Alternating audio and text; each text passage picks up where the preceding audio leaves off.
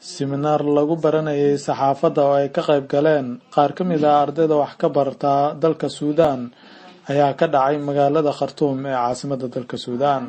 seminaarkan oo ay soo qabanqaabisay jamciyadda la yiraahdo Al-Huda ee ka shaqeyso tababarka iyo wacyigelinta ayaa waxaa bare ka ahaa Ustaad Cabdikaamil Yuusuf Maxamuud oo ka mid ah saxafiyiinta muddada dheer ka shaqeynayay gudaha dalka iyo dibaddiisa. waxa uu ahaa cinwaanka seminaarka Professional Journalist, waxaana si guud uga hadlay Cabdikaamil dhammaan qaybaha saxaafadda iyo saxafiga. عادتي طبيعية أصل في سوق صلاة أنا أخاف مركب حلو بقى أخاف إنه سبتلات حافظ وسميني. gudoomiyaha jamciyadda Al-Huda Maxamed Cabdulqaadir Maxamed ayaa goobta ka jeediyay kelimad dhiirigelin ah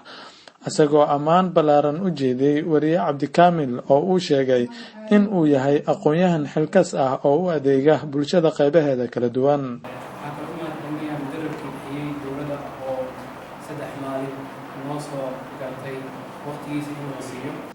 inkastoo waqtiga seminaarka uu ahaa mid yar haddana 3 maalin ee uu socday waxa ay ka marqaati kaceen ka qaybgalayaashii seminaarka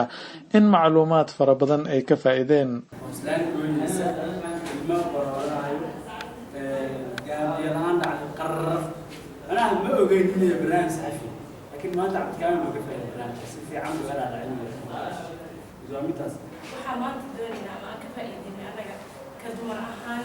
inaan helno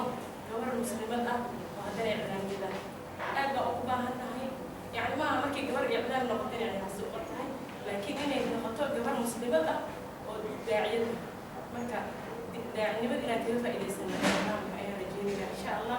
marka wax badan waxaan doonaynaa hadda kadib doorooyinka aqoon doona inay gabdhaha si fiican uga faa'iidaysan doonaan idinkana aad aa umahadsantihiin inaad ku dhiirigelisiin gabdhaha inay waxyaabaha kala duwan qaataan balse adag iyo guriga fariiso adiga waa jikada iska jira بس إني وفرت المقالة قرطة حتى هذه سنة وحدة كرتا أي بدين كرتا كأنا ومسنتين إن شاء الله أديك عمل إله بديل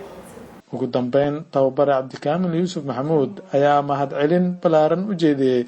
qaar ka mid ah saxafiyiinta Soomaaliyeed ee gudaha dalka iyo dibadda ka shaqeeya kuwaas oo uu ku tilmaamay in ay yihiin haliyeeyo loo baahan yahay waxtarkooda oo aan ka seexanin marnaba mujtamaca Soomaaliyeed. sidoo kale waxaa la dhowr wariye oo asxaabtii saaxiibada ka mid ah inaan xuso oo u mahadceliyo oo iyaga naftirkooda inta barnaamijka diyaarinaya su'aalo aan weydiiyey waxaa ka mid ahaa oo u mahadcelinaya saaxiibkay maxamed xamuud doore oo jooga ingiriiska maxaa cabdullaahi siidi oo kanada joogo cabdifitaax abaal oo jooga istanbul waxaan leeyahay waa mahadsantihiin iyagana idinkana waa mahadsantihiin soo qaybgalayaasha فرد الحكومة بأنها إن شاء الله تعالى آدم الكفر أحسنها وحبكم في الله أقوم ما سنتين إبراهيم أبو بكر محاد وريها .com فيلان.